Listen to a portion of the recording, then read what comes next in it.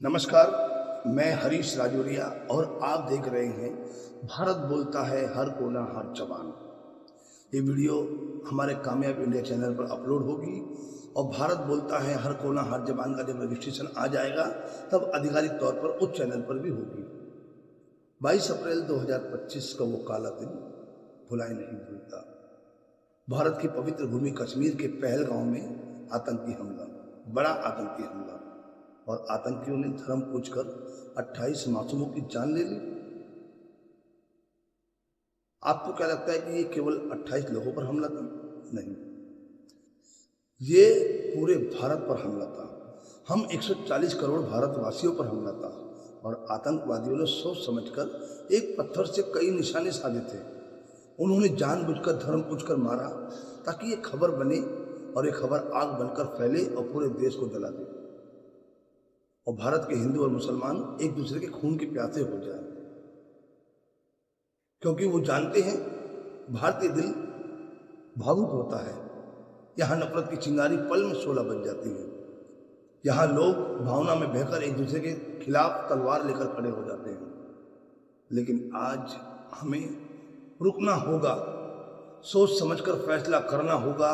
हमें आतंकियों के जाल में नहीं फंसना है, क्योंकि भारत आज प्रगति के शिखर पर चल रहा है। वो किसी भी क्षेत्र में लीजिए आप, व्यापार, तकनीक, टूरिज्म, हर क्षेत्र में भारत चमक रहा है। और आज कश्मीर की वादियां भी मुस्कुरा रही हैं। जब से धारा 370 हटी है तब से वहां के लोग काफी खुशहाल है। वहां चैन की सांस ले रहे लोग, वहां की धरती पे अमन के फूल खिल रहे हैं।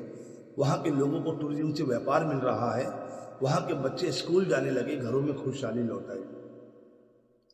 और यही बात उन आतंकवादियों की आंखों में शूल की तरह चुभ रही है। बस इसी बात की वजह से उन्होंने इस नापाक साजिश को रचा और इस नापाक साजिश के तहत पहलगांव में आतंकवादी हमला किया और 28 निर्दोष लोगों की जान ले ली। और हमसे भी वो गलती हुई और हो रही है। उनकी लगाई हुई आग में हम रोज कुंटलों के हिसाब से तेल और घी डालने का काम कर रहे हैं। अगर हम धर्म मजहब के नाम पर लड़ते रहे तो हम उसी दुश्मन के हाथों की कठपुतली बन के रह जाएंगे। क्योंकि जब आप धर्म और मजहब के नाम पे इस आग में तेल और घी डालते हो तब आप ये क्यों भूल जाते हो कि नजाकत अली शाह और आदिल शाह, वो दो लोग भी मुसलमान थे। नजाकत अली शाह ने तो बीजेपी के पार्षद के परिवार लगभग 11 लोगों की जान बचाई और आदिल शाह ने तो अपनी जान दे दी लोगों को बचाते बचाते। इसलिए आज मैं इस मंच से एक सख्त अपील करना चाहता हूँ। अगर आपके आसपास आपका कोई रिश्तेदार, कोई मित्र, कोई सोशल मीडिया ग्रुप इस घटना को हिंदू मुस्लिम का रंग दे रहा है और आग भड़काने की कोशिश कर रहा है तो उसे वहीं रोक दो। उसे प्यार से समझाओ कि ये देश किसी एक मजहब का नहीं है, ये देश हम सबका है। आज संदेश साफ है, जो देश को धर्म के नाम पर बांटेगा, लड़ाएगा, वो देशद्रोही कहलाएगा। क्योंकि इस तरह की मुहिम देश में दंगा भड़काने का काम करती है और दंगे में हम एक दूसरे को मार काट करके देश की आर्थिक स्थिति को नुकसान पहुंचाते हैं। और जो लोग आज चिल्ला रहे हैं कि धर्म पूछकर मारा, मैं उनसे भी पूछना चाहता हूं कि पहले अपनी आत्मा में झांको। हजारों सालों से आपने भी तो यही किया है।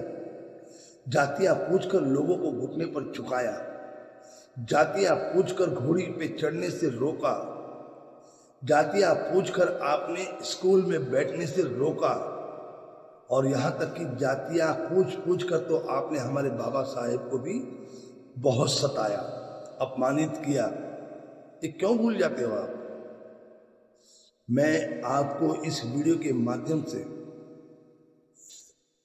एक संदेश देना चाहता हूं कि अभी भी वक्त नहीं गुजरा है, आज भी समय बाकी है। आप जातियां पूछना बंद कर दो, हम देश के लोग धर्म पूछने वाले को नष्ट कर देंगे। अगर धर्म पूछकर हत्या गलत है तो जातियां पूछकर अपमान महापाप है। इसलिए आज समस्त भारतवासियों को संकल्प लेना होगा। हम न धर्म पूछेंगे और न जातियां पूछेंगे, हम सिर्फ इंसानियत को देखेंगे। और जो भी इस देश में नफरत फैलाएगा, हम भारत के बच्चे बच्चे मिलकर उसे नष्ट कर देंगे। और अब बात पाकिस्तान की।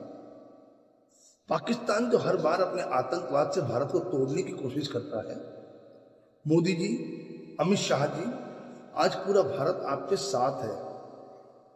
आज पूरे 140 करोड़ लोगों का भरोसा आपके साथ है। पूरे विपक्षी दल आपके साथ हैं। हिंदू, मुसलमान, सिख, ईसाई आपके साथ खड़े हैं। फिर देर किस बात की? अब देर मत करो। आज भारत देखना चाहता है 56 इंच का सीने का प्रमाण। अमित शाह जी, आप तो चाणक्य हैं, आज चाणक्य नीति दिखाइए।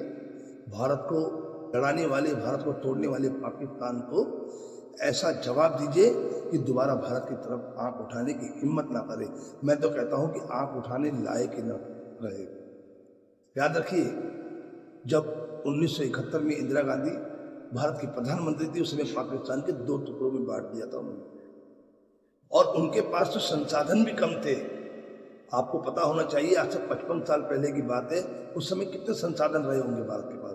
लेकिन उसके बावजूद भी उनके 90,000 सैनिक को गिरफ्तार किया, उनको 2 टुकड़ों में बांटा और उनको घुटनों पर लाके कर दिया। आज हमारे पास हर संसाधन है, ताकत है, टेक्नोलॉजी है, हौसला है, बस चाहिए एक निर्णायक कदम। भारत चुप नहीं बैठेगा, भारत जवाब देगा, और ऐसा जवाब देगा कि इतिहास भी सिर झुकाकर सलाम करेगा। याद रखो, भारत एक था, एक है और एक रहेगा। नफरत नहीं, प्यार चाहिए। धर्म नहीं, इंसानियत चाहिए। लड़ाई नहीं, तरक्की चाहिए। जय हिंद, वंदे मातरम। राष्ट्र पहले, धर्म बाद में।